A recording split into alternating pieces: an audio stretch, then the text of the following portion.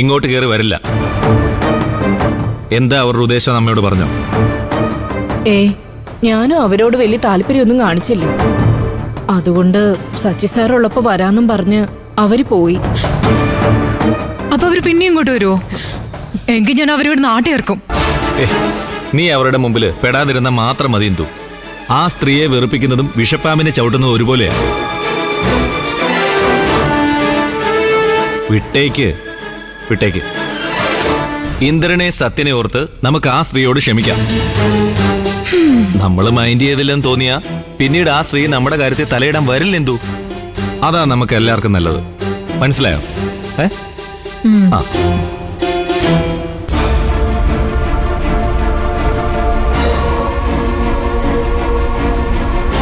അമ്മേ,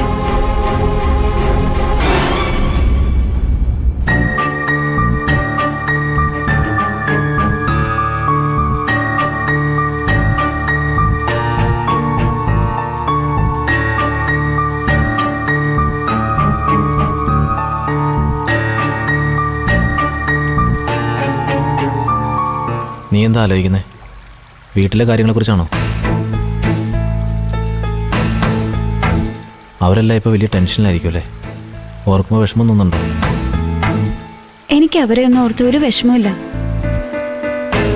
എന്നെ കൊണ്ട് പെട്ടെന്ന് ഇങ്ങനെ ഒരു തീരുമാനം എടുപ്പിച്ചത് അവര് തന്നെയാ.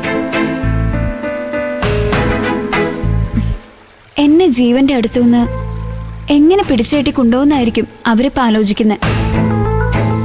ഒരു പെൺകുട്ടിയുടെ വീട്ടുകാർ സ്വാഭാവികമായും അതല്ലേ ആലോചിക്കൂ. എൻ്റെ വീട്ടിലവർ ചെന്ന് കാണണം. ഫോൺ എടുക്കാത്തതുകൊണ്ട് ഒന്നും അറിയാൻ പറ്റുന്നില്ല. നമ്മൾ ഫോൺ കയ്യിൽ വെച്ചിരുന്നെങ്കിൽ ഇപ്പൊ നമ്മൾ എവിടെയാണെങ്കിലും അവർ കണ്ടുപിടിച്ചിട്ടുണ്ടാവും. ആസിഫ് വന്നാൽ കുറച്ച് കാര്യങ്ങളൊക്കെ അറിയാൻ പറ്റിയാനെ. അതിന് അവനെയും കാണാനില്ല, അവനന്വേഷിച്ച് പോയവരെയും കാണാനില്ല. എന്റെ ബന്ധുക്കളും നമ്മളെ കണ്ടെത്താൻ വേണ്ടി എല്ലാ ശ്രമങ്ങളും നടത്തും. അതിനു മുൻപ് ആർക്കും നമ്മളെ പിരിക്കാൻ കഴിയാത്ത വിധം നമ്മൾ ഒന്നാവണം ജീവൻ.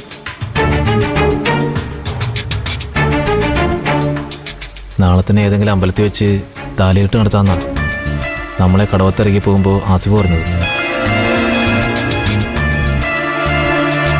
അമ്പലത്തിൽ വെച്ച് താലി കെട്ടിയതിൻ്റെ എവിഡൻസ് കൊടുത്താൽ രജിസ്റ്റർ ഓഫീസിൽ മാരേജ് രജിസ്റ്റർ ചെയ്യാൻ വേറെ ബുദ്ധിമുട്ടുകളൊന്നുമില്ല.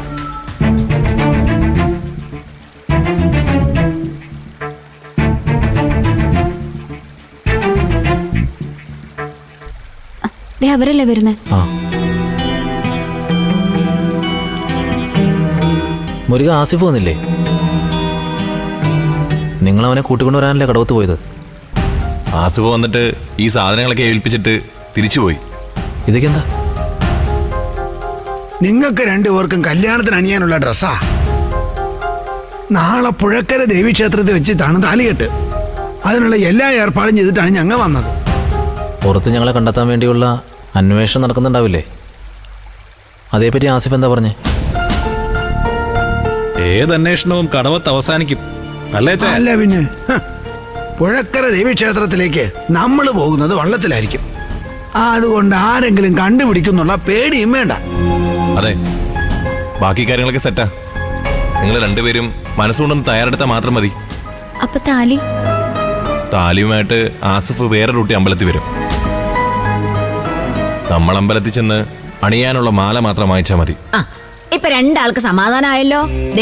എല്ലാരും അത്താഴം കഴിച്ച് കിടക്കാൻ നോക്കും. അല്ല പിന്നെ, രാവിലെ എഴുന്നേറ്റ് താലിയിട്ട് കിടത്താൻ പോകേണ്ടതാ. വന്നാട്ടെ മക്കളെ.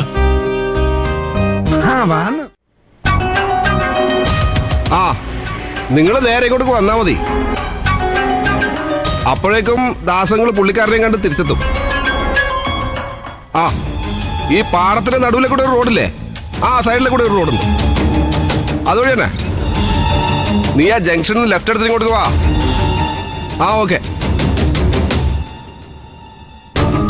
അവനെ എന്താ പെട്ടെന്ന് വന്ന്? ആളെ കണ്ടില്ലേ? കണ്ടു. കാര്യം പറഞ്ഞ് പെട്ടെന്ന് ഇറങ്ങി. പുള്ളി ഓഫീസിൽ വിളിച്ച കാര്യങ്ങൾ അന്വേഷിച്ചിട്ട് ഇങ്ങോട്ട് വിളിക്കും. കൃത്യമായ വിവരങ്ങളൊക്കെ കിട്ടും അങ്ങളെ. നേരത്തെ ബുക്ക് ചെയ്യാത്ത കല്യാണങ്ങളും പല അമ്പലങ്ങളിലും നടക്കാറില്ലേ? അതൊക്കെ ഉണ്ടാവും. പക്ഷേ ദേവസ്വം ബോർഡ് ക്ഷേത്രങ്ങളിൽ നടത്തുന്ന കല്യാണങ്ങൾ തലേ ദിവസമെങ്കിലും ബുക്ക് ചെയ്തിട്ടുണ്ടാവണം. ഇന്നിപ്പോ രാവിലെ ഒന്ന് പറയുന്നതാണെങ്കിലും ആ ഇൻഫർമേഷൻ കിട്ടിയാ നമുക്ക് അത് വെച്ച് നീങ്ങാലോ. ആ എല്ലാ വഴികളും ട്രൈ ചെയ്യാം.